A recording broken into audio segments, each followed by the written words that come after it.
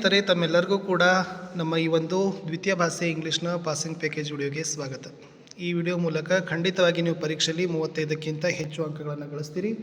But ಸ್ನೇಹಿತರೆ, ಒಂದು ನೆನಪಿಟ್ಕೊಡ್ರಿ, ಇಲ್ಲಿರ್ತಕ್ಕಂಥ ಪ್ರಶ್ನೆಗಳನ್ನು ಚೆನ್ನಾಗಿ ಓದು ಬರಹ ಮಾಡಿ ಪರ್ಫೆಕ್ಟನ್ನು ಮಾಡ್ಕೊಳ್ತಕ್ಕಂಥ ಕೆಲಸ ಆಗಬೇಕು. ಆವಾಗ ಮಾತ್ರ 35 ಅಂಕಗಳನ್ನು ಬೀಳ್ತವೆ. ಸೊ ಬರೀ ವಿಡಿಯೋ ನೋಡಿದರೆ ಕೆಲಸ ಆಗಲ್ಲ, ಅಲ್ಲಿ ಇರ್ತಕ್ಕಂಥ ಒಂದೊಂದು ಅಂಶಗಳನ್ನು ತಾವುಗಳು ಕಂಪಲ್ಸರಿಯಾಗಿ ಅವುಗಳನ್ನು ಓದಿ ಬರಹ ಪರ್ಫೆಕ್ಟ್ ಮಾಡಿದರೆ ಖಂಡಿತವಾಗಿ ಸಿಗ್ತದೆ. ಇದೇ ಥರದ ಪಾಸಿಂಗ್ ಪ್ಯಾಕೇಜ್ಗಳನ್ನು ಎಲ್ಲ ವಿಷಯಗಳಲ್ಲಿ ನಮ್ಮ ಯೂಟ್ಯೂಬ್ ಚಾನಲ್ನಲ್ಲಿ ಇದ್ದಾವೆ. ವಿಡಿಯೋದ ಡಿಸ್ಕ್ರಿಪ್ಷನ್ ಬಾಕ್ಸ್ನಲ್ಲಿ ಪ್ಲೇಲಿಸ್ಟ್ ಲಿಂಕ್ ಇದ್ದಾವೆ, ಅವುಗಳನ್ನು ನೋಡಿ ಹೆಚ್ಚು ಲೈಕ್, ಶೇರ್ ಹಾಗೂ ಸಬ್ಸ್ಕ್ರೈಬ್ ಮಾಡಿದರೆ ಖಂಡಿತವಾಗಿ PDF ಅವೈಲೇಬಲ್ಗಳನ್ನು ಮಾಡ್ತೀವಿ. ಸೊ ಮೊದಲಿಗೆ ಗ್ರಾಮರಲ್ಲಿ 1 ಮಾರ್ಕ್ಸ್ ಈಸಿಯಾಗಿ ಬರ್ತಕ್ಕಂಥದ್ದು ಯಾವುದಪ್ಪ ಅಂದರೆ ಇನ್ಫಿನಿಟಿವ್ಸ್ ಅಂತ ಕರೀತಾರೆ. ಇನ್ಫಿನಿಟಿವ್ ಅಂದರೆ ಒಂದು ನೆನಪಿಟ್ಕೋಬೇಕು, ಯಾವ ವರ್ಬ್ ಜೊತೆ ನೆನಪಿಟ್ಕೋಬೇಕು, ಯಾವ ವರ್ಬ್ ಫಾರ್ಮ್ ಜೊತೆ. ಸೊ ಫಸ್ಟ್ ಏನು ಬರಬೇಕಪ್ಪ ಅಂದ್ರೆ ಟು ಫಾರ್ಮ್ ಅಂತಕ್ಕಂಥದ್ದು ಬರಬೇಕು. ಟು ಫಾರ್ಮ್ ಜೊತೆ ವರ್ಬ್ ಇತ್ತಂದ್ರೆ ಅದನ್ನು ಏನಂತೀವಿ, ಇನ್ಫಿನಿಟ್ ಅಂತೀವಿ. ಇಲ್ಲಿ ಉದಾಹರಣೆ ಇದೆ, Suresh took part in the race to win the prize ಅಂತಿದೆ. ಇನ್ಫಿನಿಟಿವ್ ಯಾವುದಪ್ಪ ಅಂದ್ರೆ to win race prize. So ಹೇಳಿದ್ದೀವಿ ಟು ಜೊತೆ ವರ್ಬ್ ಇರಬೇಕು, ಅದು ಏನಾಗ್ತದಪ್ಪ ಅಂದರೆ ಇನ್ಫಿನಿಟ್ ಆಗ್ತದೆ. ಸೊ ಅಷ್ಟು ನೆನಪಿಟ್ಕೊಂಡ್ರೆ ಸಾಕು, ನಿಮಗೆ 1 ಮಾರ್ಕ್ಸ್ ಅಂತೂ 100% ಬರ್ತದೆ. ಇನ್ನು ಇವೆಲ್ಲ ಉದಾಹರಣೆಗಳಿತ್ತು, ಅವುಗಳನ್ನು ಸಹಿತ ನೀವು ನೋಡ್ಕೊಳ್ಬೋದು. ಮತ್ತು ಈಸಿಯಾಗಿರ್ತಕ್ಕಂಥ ವೇದಲ್ಲಿ ಕೂಡ ನಾನು ನಿಮಗೆ ಹೇಳಿದ್ದೀನಿ. ಇನ್ನು ಈಫ್ ಕ್ಲಾಸ್ಗೆ ಬರೋಣ. ಈಫ್ ಕ್ಲಾಸ್ಗೆ ಬಂದಾಗ ಆಲ್ಮೋಸ್ಟ್ ಏನಾಗ್ತದಪ್ಪ ಅಂದ್ರೆ ವುಡ್ ಹ್ಯಾವ್ ಅಂತಕ್ಕಂಥದ್ದನ್ನೇ ಏನು ಮಾಡಿರ್ತಾರೆ, ಕೇಳಿರ್ತಾರೆ. ಅಲ್ಲಿ ಏನು ಕೊಟ್ಟಿದ್ದಾರೆ ನೋಡಿ, if I had gone to Agra see Taj Mahal ಅಂತ ಇದೆ, ಗಾನ್ ಅಂತ ಇದೆ. ಸೊ ವುಡ್ ಹ್ಯಾವ್ ಬಂತು.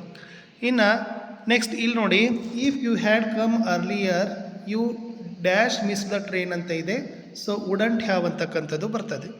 If I had studied too hard I dash pass the exam, would have is the answer. So if ಕ್ಲಾಸಲ್ಲಿ ಕಂಪಲ್ಸರಿಯಾಗಿ ವುಡ್ ಹ್ಯಾವ್ ಅಂತಕ್ಕಂಥದ್ದು ಬರ್ತದೆ. ಸೊ ವುಡ್ ಹ್ಯಾವ್ ಇತ್ತಂದ್ರೆ ಅದನ್ನು ಏನಂತೀವಿ ನಾವು, ಈಫ್ ಕ್ಲಾಸಲ್ಲಿ ಕೊಡ್ತಕ್ಕಂಥ ಉತ್ತರ. ಸೊ ಇವೆಲ್ಲ ಉದಾಹರಣೆಗಳಿದ್ದಾವೆ.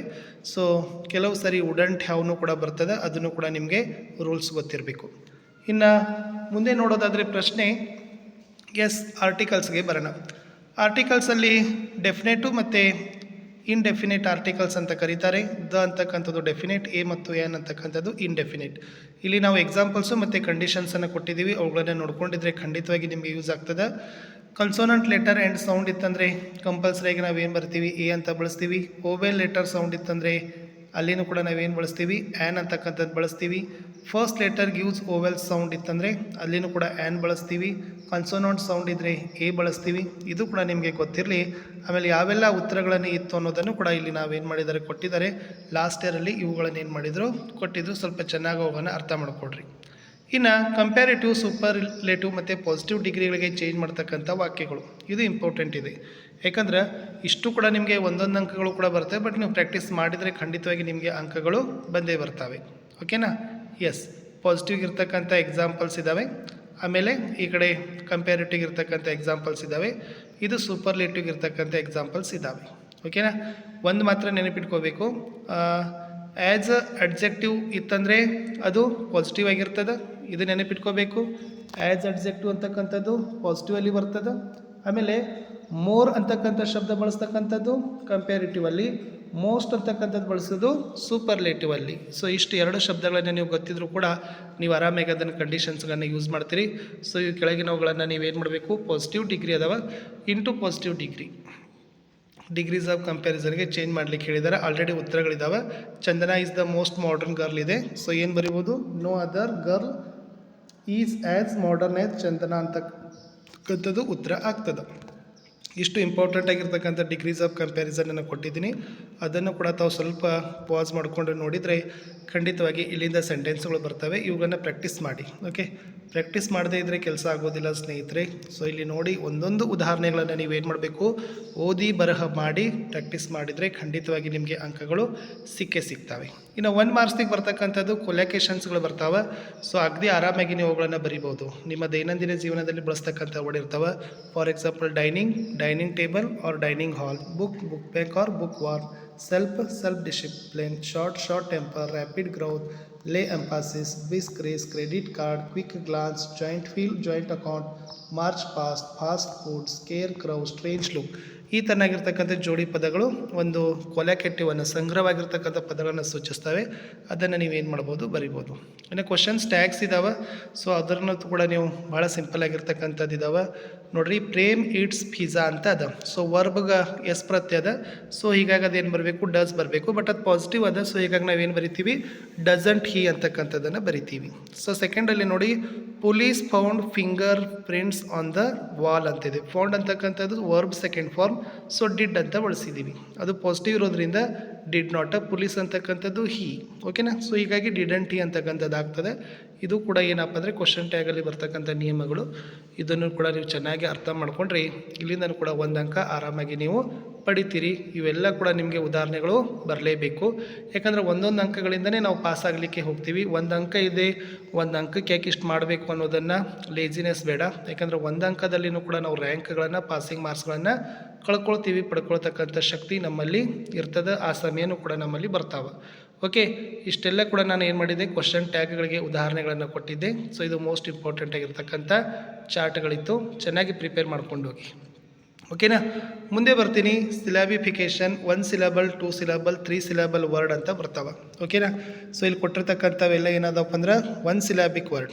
ಅದನ್ನು ಹೈಲೈಟ್ ಮಾಡಿರ್ತಕ್ಕಂಥದ್ದು ಅದು ಸಿ ಆಗಿರ್ಬೋದು, school, caught, dumb, child, quick, land, some, climb, earth. ಇವೆಲ್ಲ ಏನಪ್ಪ ಅಂದರೆ 1 ಸಿಲಾಬಿಕ್ ವರ್ಡ್ ಅಂತ ಕರಿತೀವಿ. ಇನ್ನು ಡೈ ಸಿಲಾಬಿಕ್ ವರ್ಡ್ ಅಂದರೆ 2 syllabic word. Ego, English, mercy, novel, hero, survey, challenge, college, inspire, monarch. ಇನ್ನು 3 ಸಿಲಾಬಲ್, ಅದನ್ನೇ 3 ಸಿಲಾಬಲ್ ಅಂದರೆ ಟ್ರೈ ಸಿಲಾಬಲ್ ಅಂತೀವಿ. Procession, commuter, position, legally, incident, commuter, location, accident, quality, hatredness ಅಂತಕ್ಕಂಥದ್ದು ಕೂಡ ಏನದಪ್ಪ ಅಂದ್ರೆ 3 ಸಿಲಾಬಲ್ ವರ್ಡ್ ಇದ್ದಾವೆ. ಇನ್ನು change correct from the words ಅಂತ ಇದೆ. ಸೊ ಆಲ್ರೆಡಿ ಅಲ್ಲಿ ವರ್ಬ್ನ ಕರೆಕ್ಟ್ ಫಾರ್ಮ್ ಬರೀಬೇಕು. ಅಲ್ಲಿ ಅಡ್ಮಿಟ್ ಅದ. ಸೊ ಏನಾಗ್ತದೆ, ಅಡ್ಮಿಷನ್ ಅಂತಕ್ಕಂಥದ್ದು ಬರಬೇಕು. ಓಕೆನಾ. Admit, admission, excel, excellent, continue, continuously, invite, invitation, knowledge, knowledgeable, honour, honourable. So ಈ ತಾಗಿರ್ತಕ್ಕಂಥ ವರ್ಡ್ಸ್ ಇದ್ದಾವೆ. ಇಲ್ಲಿಂದ ಕೂಡ ಒಂದು ಅಂಕ ಬರ್ತದೆ. ಇವೆಲ್ಲ ಉದಾಹರಣೆಗಳನ್ನು ಚೆನ್ನಾಗಿ ನೋಡ್ಕೊಂಡು ಹೋಗಿ. ಸೊ ಇಲ್ಲಿಂದ ಕೂಡ ನೀವು ಅಂಕಗಳನ್ನು ಗಳಿಸ್ತೀರಿ. ಇನ್ನು ಮುಂದೆ ಅಂಡರ್ಲೈನ್ ವರ್ಡ್ಗಳನ್ನು ಪಾರ್ಟ್ಸ್ ಆಫ್ ಸ್ಪೀಚಲ್ಲಿ ಯಾವುದು ಅಂತ ಕೇಳ್ತಾರೆ. ಎಸ್ಪೆಷಲಿ ಕೇಳ್ತಕ್ಕಂಥದ್ದು ಅಡ್ಜೆಕ್ಟಿವ್ ಮತ್ತು ಅಡ್ವರ್ಬ್ಗಳನ್ನು ಕೇಳ್ತಾರೆ. ಸೊ ಅವುಗಳನ್ನು ಚೆನ್ನಾಗಿ ಪ್ರಾಕ್ಟೀಸ್ ಮಾಡಿಕೊಡ್ರಿ. ಸೊ ಇಲ್ಲಿ ನಾ ಎಷ್ಟು ನಿಮಗೆ ಇಂಪಾರ್ಟೆಂಟ್ ಉದಾಹರಣೆಗಳಿದಾವಲ್ಲ, ಅಡ್ಜೆಕ್ಟಿವ್ದು, ನೌನ್ದು, ಅಡ್ವರ್ಬ್ದು, ಪ್ರಿಪೋಸಿಷನ್ದು, ಓಕೆ, ಅದನ್ನೆಲ್ಲ ಕೊಟ್ಟಿದ್ದೀನಿ. ಇಲ್ಲಿಂದನೂ ಕೂಡ ನೀವು 1 ಮಾರ್ಕ್ಸ್ ಏನು ಮಾಡ್ತೀರಪ್ಪ ಅಂದರೆ ಪಾರ್ಟ್ಸ್ ಆಫ್ ಸ್ಪೀಚ್ದಿಂದ ಆರಾಮಾಗಿ ಪಡಿತೀರಿ. ಬಟ್ ನಿಮಗೆ ಏನಾಗಬೇಕು, ಸ್ವಲ್ಪ ಬೇಸಿಕ್ ಆಗಿರ್ತಕ್ಕಂಥ ಐಡಿಯಾ ಇರಬೇಕು. ಇದ್ದರೆ ಖಂಡಿತವಾಗಿ ಇಲ್ಲಿಂದ ನೀವು ಅಂಕಗಳನ್ನು ತೆಗೆದುಕೊಂಡು ಪಾಸ್ ಆಗ್ತೀರಿ. ಇನ್ನು ಮುಂದೆ ಹೋಗೋಣ ಲ್ಯಾಂಗ್ವೇಜ್ ಫಂಕ್ಷನ್ಸ್ಗಳಿಗೆ. ಇದು ಕೂಡ 1 ಮಾರ್ಕ್ಸು ಮತ್ತು ಗ್ಯಾರಂಟಿಯಾಗಿ ಬರ್ತಕ್ಕಂಥ ಪ್ರಶ್ನೆ. ನೋಡಿ, then go with dad dear ಅಂತ ಇದೆ. ಸೊ ಇದು ಅಡ್ವೈಸ್ ಅಂತ ಆಗ್ತದೆ. What time is the route number 379 bus expected ಅದ, ಸೀಕಿಂಗ್ ಇನ್ಫಾರ್ಮೇಷನ್ ಆಗ್ತದೆ. Can you run 100 metres in 10 seconds, ಇದು ಅಬಿಲಿಟಿ ಆಗ್ತದೆ. ಪ್ಲೀಸ್ ಅಲೋ, ಪ್ಲೀಸ್ ಅಂದರೆ ಸೀಕಿಂಗ್ ಪರ್ಮಿಷನ್ ಆಗ್ತದೆ. If you don't mind could I use your pen, seeking permission ಅಂತಕ್ಕಂಥದ್ದು ಆಗ್ತದೆ. ಇವೆಲ್ಲ important ಆಗಿರ್ತಕ್ಕಂಥ ಲ್ಯಾಂಗ್ವೇಜ್ ಫಂಕ್ಷನ್ಸ್ ಇದ್ದಾವೆ. ಸೊ ಇದನ್ನು ಕೂಡ ನೀವು ನೋಡಿ ಏನು ಮಾಡ್ಬೋದು, ಬರೀತಕ್ಕಂಥ ಕೆಲಸಗಳನ್ನು ರೂಢಿಸ್ಕೊಳ್ಬೋದು ಅಂತಕ್ಕಂಥದ್ದು ಹೇಳ್ತೀನಿ. ಸೊ ಇದು ಕೂಡ ನಿಮಗೆ 1 ಮಾರ್ಕ್ಸು ಡೆಫಿನೆಟ್ ಆಗಿ ಬರ್ತಕ್ಕಂಥ ಪ್ರಶ್ನೆ. ಓಕೆ, ಇನ್ನು ಮುಂದೆ ಹೋಗೋಣ ಲ್ಯಾಂಗ್ವೇಜ್ ಫಂಕ್ಷನ್ ನಂತರ ಇರ್ತಕ್ಕಂಥದ್ದು ಯಾವುದಿದೆಪ್ಪ ಅಂತಂದರೆ ನಾವು ಬಹಳ ಉದಾಹರಣೆಗಳನ್ನು ಕೊಟ್ಟಿದ್ದೀವಿ. ಏಕೆಂದರೆ ನಿಮಗೆ 1 ಅಂಕಗಳನ್ನು ಕೂಡ ಮಿಸ್ ಆಗಬಾರ್ದು. ಬಟ್ ನೀವು ನೋಡುವಾಗ ಸ್ವಲ್ಪ ಪಾಸ್ ಮಾಡಿ ಯಾವೆಲ್ಲ ಕ್ವಶನ್ಸ್ ಕೊಟ್ಟಿದ್ದಾರೆ, ಏನು ಉತ್ತರ ಇದೆ ಅನ್ನೋದನ್ನು ನೀವು ನೋಡಿಕೊಂಡು ಬರೀಬೇಕು. ಕೊಲಾಕೇಶನ್ಸ್ಗೆ ಹೋಗೋಣ. ಸೊ ಆಲ್ರೆಡಿ ಅದನ್ನು ನಾವು ಕೊಟ್ಟಿದ್ದೀವಿ. ಡೈನಿಂಗ್ ಟೇಬಲ್, ಬುಕ್ ವಾರ್ಮ್ ಅಂತಕ್ಕಂಥದ್ದು, ಅದನ್ನು ಚಾರ್ಟ್ ರಿಪೀಟ್ ಮಾಡಿದ್ದಾರೆ. ಹೋಮೋಫೋನ್ಸ್, ಸೊ ಇದಂತರೂ ಕೂಡ ಕೆಲವು ಸರಿ ಬರ್ತದೆ, ಕೆಲವು ಸರಿ ಬರೋದಿಲ್ಲ. ಅದನ್ನು ಆದರೂ ಕೂಡ ಸ್ವಲ್ಪ ನೋಡ್ಕೊಡ್ರಿ, ಯಾವುದು ಕರೆಕ್ಟಾಗಿರ್ತಕ್ಕಂಥದ್ದು ಬರ್ತದೆ. ಇನ್ನು ಪ್ರೊಫೈಲ್ ರೈಟಿಂಗ್ ಬಗ್ಗೆ ಬರೋಣ. ಸೊ ನೋಡಿ, ಪ್ರೊಫೈಲ್ ರೈಟಿಂಗ್ ಏನಿದಪ್ಪ ಅಂದ್ರೆ 3 ಮಾರ್ಕ್ಸ್ ಇರ್ತದೆ. ಅಲ್ಲಿ 1 ಬೈ 1 ಏನಾಗಿರ್ತದೆ, ಒಂದು ವ್ಯಕ್ತಿಯ ಬಗ್ಗೆ ಮಾಹಿತಿಗಳನ್ನು ಒಂದು 5-6 ಸಾಲುಗಳಲ್ಲಿ ಕೊಡ್ತಾರೆ. ಅದನ್ನು ನೀವು ಏನು ಮಾಡಬೇಕು, ಸೆಂಟೆನ್ಸ್ ಆಗಿ ಬರೀಬೇಕು. ಫಸ್ಟ್ ನೋಡಿ, this is the profile of mister missus. So ಅದು ಯಾರ್ದಿದೆ ಅನ್ನೋದನ್ನು ಅಲ್ಲಿ ಹೆಸರು ಬರಬೇಕು. ಅವ್ರು ಹುಟ್ಟಿದ ದಿನಾಂಕ ಇರಬೇಕು, ಅವರ ತಂದೆ ತಾಯಿಗಳ ಹೆಸರು, ಅವರ ಶಿಕ್ಷಣ, ಅವರ ಕೆಲಸ, ಅವರ ಹವ್ಯಾಸಗಳು. ಅದನ್ನು ಒಂದೊಂದು ಸೆಂಟೆನ್ಸ್ನಲ್ಲಿ ಒಂದು ಪ್ಯಾರಾಗ್ರಾಫಲ್ಲಿ ಬರೆದ್ರೂ ಕೂಡ ನಿಮಗೆ 2 ರಿಂದ 3 ಮಾರ್ಕ್ಸ್ ಕೊಡ್ತಾರೆ. ಇನ್ನು ಪಿಕ್ಚರ್ ಡಿಸ್ಕ್ರಿಪ್ಷನ್ಸ್ಗೆ ಹೋಗೋಣ. ಇಲ್ಲಿ ಏನದಪ್ಪ ಅಂದ್ರೆ ನಿಮಗೆ ಕಾಣ್ತಕ್ಕಂಥ ಒಂದು ಚಿತ್ರವನ್ನು ಕೊಡ್ತಾರೆ. ಆ ಚಿತ್ರದಲ್ಲಿ ಯಾವ ವಸ್ತುಗಳಿದಾವೆ, ಯಾವ ವ್ಯಕ್ತಿಗಳಿದಾವೆ, ನಿಮಗೆ ಏನು ಕಾಣ್ತಾ ಇದೆ ಅನ್ನೋದನ್ನು ವ್ಯಾಕರಣಬದ್ಧವಾಗಿ ಸರಿಯಾದ ಸಾಲುಗಳಲ್ಲಿ ನಿಮಗೆ ಬರೆದ್ರೆ ಅಂಕಗಳನ್ನು ಕೊಡ್ತಾರೆ. ಇನ್ನು ಲೆಟರ್ ರೈಟಿಂಗ್ಗೆ ಸೊ ನಿಮ್ಗೆ ಏನು ಇಮ್ಯಾಜಿನರಿ ಅಂತ ಕೊಡ್ತಾರಲ್ಲ ಅದನ್ನು ನೋಡ್ಕೊಡ್ರಿ. ಫಸ್ಟ್ ಅವರು ಹೆಸರು ಕೊಡ್ತಾರೆ, ಶಾಲೆ ಹೆಸರು ಕೊಡ್ತಾರೆ, ಜಸ್ಟ್ ಡೇಟ್ ಹಾಕಬೇಕು, ಯಾರಿಗೆ ಕೇಳಿದ್ದಾರೆ, ಇದು ಪರ್ಸ್ನಲ್ ಅದ, ಫಾದರ್ಗೋ, ಮದರ್ಗೋ, ಅಂಕಲೋ, ಆಂಟೋ, ಬ್ರದರ್, ಸಿಸ್ಟರ್ ನೋಡಿ. ಆಮೇಲೆ ಇಲ್ಲಿ ಇರ್ತಕ್ಕಂಥ ಲೆಟರ್ ಆಫ್ ದ ಬಾಡಿ ಬರೆದು ಲಾಸ್ಟ್ ಕನ್ಕ್ಲೂಷನ್ ಬರ್ದ್ರೆ ಸೊ ಇದೇನಾಗ್ತದಪ್ಪ ಅಂದ್ರೆ ಲೆಟ್ರ್ ಮುಗೀತದ. ನಿಮಗೆ 4ರಿಂದ 5 ಮಾರ್ಕ್ಸ್ ಕೊಡ್ತಾರೆ. ಲಾಸ್ಟ್ 2 ಅಡ್ರೆಸ್ಸನ್ನು ಹಾಕೋದನ್ನು ಮಾತ್ರ ಮರೆಯದಿರಿ. ಸೊ ಒಂದು ಲೆಟರ್ ನಿಮಗೆ ಹೇಳ್ತೀನಿ. ಅವ್ರು ಹೇಳಿದ್ದಾರೆ, Jyoti John studying in 10th standard government high school Haveri write a letter to KPTCL asking for street lights in our locality stating the inconvenience suffered by the residents ಅಂತ ಕೇಳಿದ್ದಾರೆ. ಫಸ್ಟ್ ಫ್ರಾಮ್ ಹಾಕೊಳ್ಳೋಣ. ನೀವು ಹುಡುಗ ಇದ್ರೆ ಜಾನ್, ಹುಡುಗಿದ್ರೆ ಜ್ಯೋತಿ ಹಾಕೊಡ್ರಿ. John 10th standard government high school Haveri. ಯಾರಿಗೆ ಬರಿ ಅಂದಿದ್ದಾರೆ ಅವರು? KPTCL. ಡೇಟ್ ಹಾಕ್ತೀರಿ, ಸೊ ಇವತ್ತಿನ ಡೇಟ್ ಹಾಕ್ಕೊಡ್ರಿ. 2 ಬರಿಬೇಕು, ದ ಆಫೀಸರ್ KPTCL ಹಾವೇರಿ. ಅವಾಗ ಇಲ್ಲಿ ಫಸ್ಟ್ ರೆಸ್ಪೆಕ್ಟೆಡ್ ಸರ್ ಅಥವಾ ಮೇಡಮ್ ಬರಿತೀರಿ, ಸಬ್ಜೆಕ್ಟ್ ಬರಿತೀರಿ ರಿಕ್ವೆಸ್ಟಿಂಗ್ ಫಾರ್ ಸ್ಟ್ರೀಟ್ ಲೈಟ್ಸ್. ಆಮೇಲೆ ಪ್ಯಾರಾಗ್ರಾಫ್ ಮಾಡಿ ಏನು ಮಾಡಬೇಕು, ಮ್ಯಾಟ್ರ್ ಬರಿಬೇಕು. ಏನಿದೆ, there are 300 houses in our area, there are no street lights, it was very dark at night, the residents find very difficult to move around, students can't study at night, so kindly request you to provide street lights to our locality. Thanking you, your sincerely John ಅಥವಾ ಜ್ಯೋತಿ ಅಂತ ಬರೆದ್ರೆ official letter compulsory ಆಗ್ತದೆ. ಇನ್ನು passage ಭಾಳ easy ಇರ್ತದೆ. ನಿಮಗೆ ಒಂದು ಪ್ಯಾಸೇಜಲ್ಲಿ ಏನು ಮಾಡಿರ್ತಾರೆ, ಆಲ್ಮೋಸ್ಟ್ 2 ಪ್ಯಾರಾಗ್ರಾಫ್ ಇರ್ತಾವೆ. 2 ಪ್ಯಾರಾಗ್ರಾಫ್ದು ಏನಿಗಿರ್ತಾವೆ ಒಂದೊಂದು ಕ್ವಶನ್ಗೆ ಬಂದಿರ್ತಾವೆ. ನೀವೇನು ಮಾಡಬೇಕು, ಇವುಗಳನ್ನು ಹುಡುಕಾಡಬೇಕು. ಸೊ ಒಂದು ನಿಮ್ಗೆ ಟ್ರಿಕ್ಸ್ ಹೇಳ್ತೀನಿ ನೋಡಿ. ಇಲ್ಲಿ ಏನು ಇದಕ್ಕೆ ಕೇಳಿದ್ದಾರೆ, what ways were kites used in olden days ಅಂತ ಇದೆ. ಸೊ ಇಲ್ಲಿ ಓಲ್ಡನ್ ಡೇಸ್ ಅಂತಕ್ಕಂಥದ್ದು ಎಲ್ಲಿದೆ ಅಂತ ನೋಡ್ಕೊಡ್ರಿ. ಸೊ ಫಸ್ಟ್ ನಿಮಗೆ ಗೊತ್ತಾಗ್ತದೆ. ಸೊ ಫಸ್ಟಕ್ಕೆ ಏನಿದಪ್ಪ ಅಂದ್ರೆ ಓಲ್ಡನ್ ಡೇಸ್ ಬಗ್ಗೆನೇ ಬರೆದಿದ್ದಾರೆ. ಸೊ ಫಸ್ಟ್ ಪ್ಯಾರಾಗ್ರಾಫ್ ಕಂಪ್ಲೀಟಾಗಿ ನೀವು ಏನು ಮಾಡ್ಬೋದು, ಇದನ್ನು ಬರೀಬೋದು. ಓಕೆನಾ. ಇನ್ನು ಸೆಕೆಂಡ್ ಕ್ವಶನ್ದಲ್ಲಿ ಏನದ ನೋಡ್ರಿ, how were the kites festival celebrate China and Japan. So ಇವೆಲ್ಲದ ನೋಡ್ರಿ, ಚೀನಾ ಮತ್ತು ಜಪಾನ್ ಅಂತಕ್ಕಂಥದ್ದು. ಇಲ್ಲೊಂದು ಚೀನಾ ಬಂದದ, ಓಕೆನಾ, ಇಲ್ಲೊಂದು ಜಪಾನ್ ಅದ. ಹಾಗಾದ್ರೆ ಇದೆಲ್ಲ 2 ಏನಾಗ್ಬೋದು, ಈ ಪ್ಯಾರಾಗ್ರಾಫ್ ಸೆಕೆಂಡ್ ಆನ್ಸರ್ ಆಗ್ಬೋದು. ಹಿಂಗೆ ನೀವು ಏನು ಮಾಡಬೇಕು, ಕ್ವಶನ್ನಲ್ಲಿರ್ತಕ್ಕಂಥ ಕೀವರ್ಡ್ಸ್ಗಳನ್ನು ಪ್ಯಾರಾಗ್ರಾಫಲ್ಲಿ ಫೈಂಡ್ ಮಾಡಿ ಬರಿಬೇಕು. ಇನ್ನು ಪದ್ಯಗಳನ್ನು ಬೈಪಟ್ ಮಾಡಬೇಕು. Quality of mercy very most important. So anyone ನಿಮಗೆ ಕೊಡ್ತಾರೆ, ಅದು ದ ಕ್ವಾಲಿಟಿ ಆಫ್ ಮರ್ಸಿ ಆಗಿರ್ಬೋದು, ದ ಥ್ರೋನಾರ್ಡ್ ಮೊನಾರ್ಚ್ ಆಗಿರ್ಬೋದು, ಅಥವಾ ಇಟ್ ಈಸ್ ಎನ್ಥ್ರಾನ್ಡ್. ಇದು 3 ಪ್ಯಾರಾಗ್ರಾಫ್ ಅಂತ ಕೂಡ ನೀವು ಬಾಯಟ್ ಹಾಕಲೇಬೇಕು. ಇನ್ನೊಂದು ಬರ್ತದೆ ಬ್ಲೈಂಡ್ ಬಾಯ್ ಅಂತಕ್ಕಂಥದ್ದು. O say what is that thing called at night ಅಂತಕ್ಕಂಥ ಪ್ಯಾರಾಗ್ರಾಫ್ ಆಗಿರ್ಬೋದು. ಯು ಟಾಕ್ ಆಫ್ ವಂಡ್ರಸ್ ಆಗಿರ್ಬೋದು, ಮೈ ಡೇ ಆರ್ ನೈಟ್ ಆಗಿರ್ಬೋದು, ವಿತ್ ಹೆವಿ ಸಿಂಗ್ಸ್ ಅಥವಾ then lot what I can't have ಅಂತಕ್ಕಂಥದ್ದು.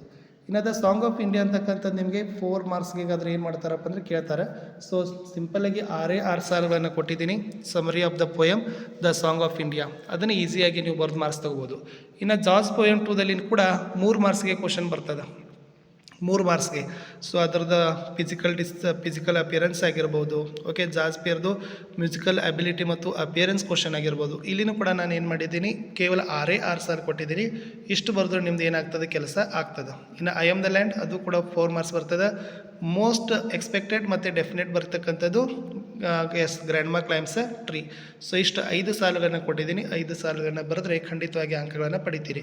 ಇನ್ನು ಆರ್ ಸಿಗಳಿಗೆ ಹೋಗೋಣ. ಭಾಳ ಮಂದಿಗೆ ಆರ್ ಸಿ ಭಾಳ ಕನ್ಫ್ಯೂಸ್ ಇದ್ದಾವೆ. ಸೊ ಐ ಆಮ್ ದ ಲ್ಯಾಂಡಲ್ಲಿ ಬರ್ತಕ್ಕಂಥ 1, 2, 3 ಆರ್ ಸಿಗಳು ನೋಡಿ. You can't put a fence around the plant earth ಆಗಿರ್ಬೋದು.